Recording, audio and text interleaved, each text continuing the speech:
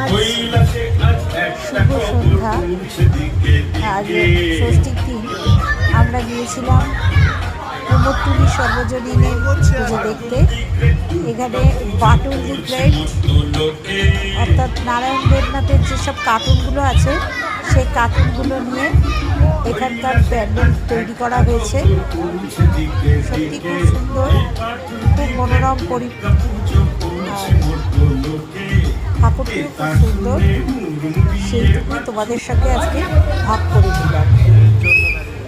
পারলে তোমরাও দেখে এসো, খুব আনন্দ পাবে ঠাকুর দেখে। আজ এই পর্যন্তই রাখলাম বন্ধুরা।